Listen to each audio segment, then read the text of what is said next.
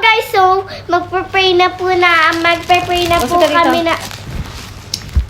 Hello guys, magpe-pray na po kami ng tita ko. Tsaka mag-good night. Okay, Sabay tayo. And then, magpe-pray, pray muna. Good night muna. Mamaya ng pray, ang good night kapag tapos na ng prayer. Okay. Okay? So, guys, we're going to pray na po kasi we're going to sleep na. But this time, Ariana is going to sleep to her mom and dad kasi On the another room. yeah, in the other room kasi we have work tomorrow. So, that's Tita, why. this about work tomorrow Mhm. because Tita need money. For, Right? For mama and papay. Yes. Medicine. because he's so Sick. so sick like this. Okay. Right? So, now we're going to pray na po, mga padaba. Mga Okay, let's start po. In the name of the Father, of the Son, of the Holy Spirit. Amen. So, lagi po kaming nagpapasalamat. Wait lang ako muna. Sige po. Sana po, Lord. Salamat muna tayo sa mga blessings. Salamat po sa mga blessings. Na patuloy niyo po kaming bantayan. Bigyan ng malusog na pangangatawan. Ipalay sa papahamakan. Ilayan sa kapahamakan.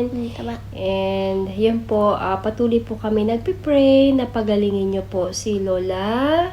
Norma, sana po gumaling na si Lola Norma. Magising niya po siya. Magising na po siya. Tas, gamutin na po siya ng doktor. Opo, para makauwi na po siya sa bahay.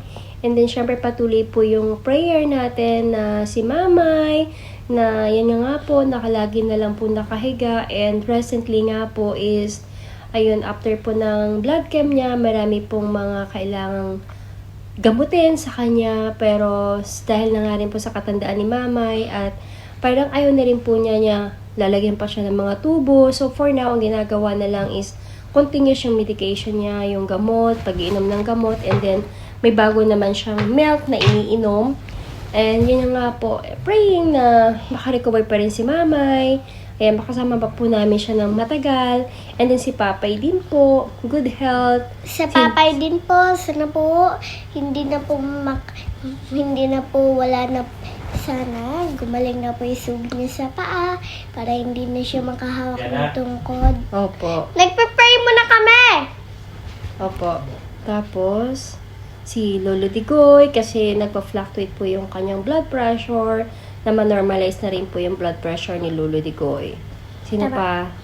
Si Mama Chona. Pati yung daddy ko. Si daddy mo na natusok ang mata. So, Kawawa be careful, naman. opo, na maging okay.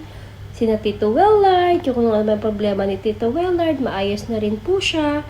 And then si Tito Lolo, yung matanggal na rin po yung dito sa, after maoperahan niya sa kidney stone. Tapos And then, matanggal natin yung opo, bato.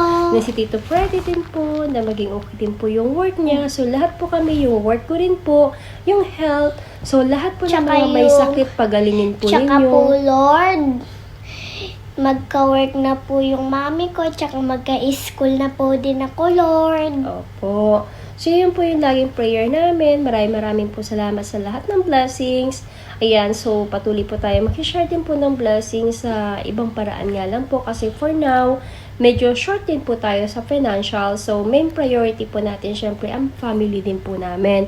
So, si Mamay, si Papay na nagagamutin po. Especially po ngayon si Lola Norma na kailangan po talaga namin ng medyo malaki-laking halaga. So, yun, hopefully marami din po mga tumulong sa finances po doon sa hospital and yung tuluyang pagaling po ni Lola Norma. So, yan lang po.